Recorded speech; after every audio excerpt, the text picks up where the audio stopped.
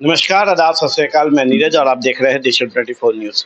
देखिए, हम अभी कटोरिया विधानसभा क्षेत्र में हैं और आपको हम बता दें कि लगातार हम इस क्षेत्र का भ्रमण कर रहे हैं और जनता से भी मिल रहे हैं और ये जानने की कोशिश कर रहे हैं कि आखिर किस तरह का यहाँ का जो है योजनाओं का लाभ यहाँ तक पहुँचा है या फिर सिर्फ कागजी घोड़े दौड़ाए गए हैं। इसी क्रम में अभी हमको राजद से प्रत्याशी जो है यहाँ के स्वीटी सीमा हेम्ब्रम जी से मुलाकात हुई और हम इनसे चंद शब्दों के साथ उनके साथ मुलाकात करने पहुंचे और इनसे जानना चाहे कि आखिर जब ये जनता के बीच जा रही हैं तो इस बार जो है जनता इनसे कौन कौन से मुद्दों पे इनसे चर्चा कर रहे हैं, कौन कौन सी समस्या इनसे बता रहे हैं और क्या लगता है कि जीत के आने के बाद उन समस्याओं का निवारण ये कर पाएंगे या नहीं। नेशन 24 में आने के बाद चलिए, आप लोग को भी धन्यवाद। और आप चौथे स्तंभ है और आप चौथे स्तंभ वाले लोग हमारी प्रतिक्रिया जो भी होती है हमारे क्षेत्र में हम जनप्रतिनिधि जितना भी करते हैं वो आप दिखाने का काम करते हैं, इसके लिए आप लोगों को धन्यवाद। और इस बार हम चुनावी मैदान में जो उतरे हैं तो हमारे आदरणीय नेता राष्ट्रीय अध्यक्ष आदरणीय लालू प्रसाद यादव जी ने हम पर विश्वास जताया। हमारे भावी मुख्यमंत्री आदरणीय तेजस्वी प्रसाद यादव जी ने विश्वास जताया और हमें यहाँ उम्मीदवार के रूप में उतारा है। और मैं इसी उम्मीद और भरोसे के साथ इस मैदान में उतरी हूँ कि मैं जनता के बीच में रह करके इस कटोरिया विधानसभा की जनता को अपने परिवार के रूप में मानती हूँ। और हमने जब हमारा कार्यकाल रहा 15 से 20, उस समय भी हमने परिवार के रूप को देखते हुए ही अपने कामों को अंजाम दिया और हमने काम भी किया। और दुर्भाग्य तो ये है कि बीते 5 सालों में जनता के बीच में वैसे काम कुछ दिखा नहीं। और यहाँ की जनता से आप पूछ भी सकते हैं, जान भी सकते हैं कि यहाँ शिक्षा, स्वास्थ्य और सब चीज़ों की कमी है जिसकी भरपाई आज तक 5 सालों के दरमियान में नहीं हो सका। और विशेष तो हम दलित आदिवासियों के लिए जो उत्थान होना चाहिए था वो नहीं हो पाया।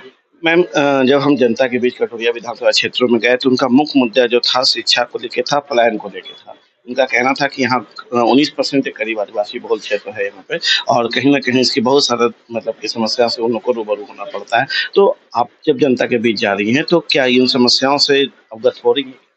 जी, उन समस्याओं से हम अवगत तो हो ही रहे हैं। और विशेष मेरा अपना मानना है कि जो दलित आदिवासी हैं, एससी के लोग हैं, इनको तो शिक्षा की अति आवश्यक है। और हमने प्रयास भी किया था कि आवासीय विद्यालय वगैरह खुले, लेकिन अभी तक वो नहीं हो पाया है। तो मैं चाहूँगी कि जब मैं चुनाव जीत के आए तो हम अपने क्षेत्र में आदिवासियों के लिए, दलितों के लिए हम उस काम को कर सकें। आपको ये पता है कि इस बार जो राजनीतिक सिस्टम देखने को मिल रहा है, उठा-पटक देखने को मिल रहा है, हर किसी को भय था कि टिकट मिलेगा कि नहीं मिलेगा, तो क्या इस चीज़ से आप भी भयमुक्त थे कि आपको लग रहा था कि नहीं हम श्योर है टिकट आपको मिल जाएगा? नहीं, स्वाभाविक बात है तो भय तो लगेगा ही, लेकिन मैं ज़रूर आश्वस्त थी। हमारे नेता का आशीर्वाद हम पर है और वो आशीर्वाद उन्होंने हमें दिया। जेएमएम की हम बात करते हैं तो जेएमएम से यहाँ पे रेखा सोरेन जी नॉमिनेशन करने गई थी, अचानक जेएमएम पीछे हट गया। महागठबंधन में एक अभिन्न अंग था जेएमएम, फिर उसके पीछे हटने का कारण क्या है? ये शीर्ष नेता ही आपको जवाब देंगे। में चर्चा तो हुई होगी ना? हमारे सामने कोई चर्चा नहीं, ये हाई लेवल वाली बात है, वो उनसे आप पता कर लीजिएगा। हाँ, तो क्या लगता है मैम कि रेखा सोरेन अभी यहाँ पे निर्दलीय चुनाव लड़ने जा रही हैं, जनता के बीच है, अपनी बातों को रख रही हैं, तो क्या इनका टक्कर आपको लगता है कि हो पाएगा? नहीं, वैसा कोई चक्कर नहीं है, कोई चक्कर नहीं। चूँकि हमारे यहाँ हमारे वोटर जागरूक हैं और इस बार सिर्फ और सिर्फ आदरणीय भावी मुख्यमंत्री तेजस्वी प्रसाद यादव जी को देखना चाहते हैं और उन्हें मुख्यमंत्री बनाना चाहते हैं। जिस तरह की हम चर्चा करें कि पूरन लाल टुड्डू जी को यहाँ बीजेपी ने निकी हेम्ब्रम को हटा के उनको दिया टिकट और वो यहाँ से प्रत्याशी बने, तो एनडीए का टक्कर यूपीए से होगा क्या? क्योंकि जनस्वराज भी बीच में है। आमने सामने तो बीजेपी और आरजेडी ही आती है, लेकिन इस बार कमान संभालेगी कटोरिया में तो राष्ट्रीय जनता दल ही कमान संभालेगी और परचम लहरेगा राष्ट्रीय जनता दल का। जीत के बाद मैम आपने देखिए एक मुख्य बिहार पे एजेंडा जो बनता है वो पूरे बिहार के लिए बनता है। फिर जब आप दौरा करती हैं अपने क्षेत्रों का तो वहाँ पे भी बहुत सारे ऐसे मूलभूत समस्याएं होती है जो जनता आप तक पहुँचाती है।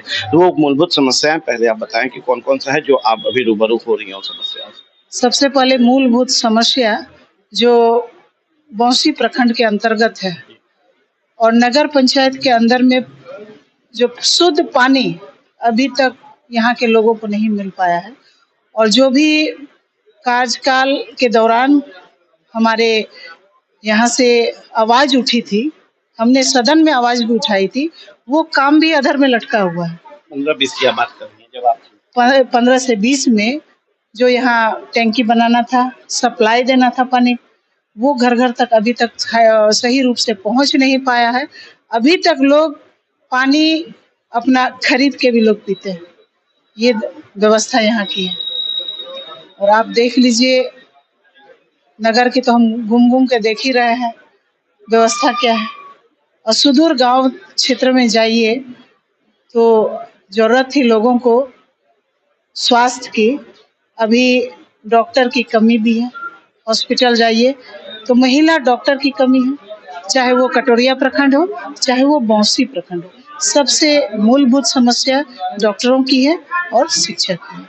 मैम, क्या लगता है जीत के आने के बाद वो पहली प्राथमिकता क्या होगी जिसको लेके आप जो कई मुद्दे हैं जिसको लेके आप जनता भी, लेकिन उसमें से पहली प्राथमिकता जो आप चाहेंगे कि जल्द से जल्द उसे हम पूरा करें? सबसे पहली प्राथमिकता को मैं लूंगी वो स्वास्थ्य है। सबसे पहले हमारे रेफरल अस्पताल में महिलाओं डॉक्टर की होनी चाहिए। चूंकि मैं जब थी 15 से 20 में, उस कार्यकाल में महिला डॉक्टर थी और काम उन्होंने किया, लेकिन ये 20 से 25 में कोई डॉक्टर यहाँ पर नहीं है। पहली प्राथमिकता हमारी वही होगी। जनस्वराज के लिए एक सवाल है कि जनस्वराज से जिस तरह की विस्फोट किया गया एनडीए पे, यूपीए पे, कटाक्ष किया गया तेजस्वी यादव पे, क्या लगता है इसका असर वोटर्स पे पड़ेगा? कोई असर नहीं पड़ेगा। प्रशांत किशोर जी बोलते कुछ हैं, करते कुछ है, वही ढाक के 3 पात।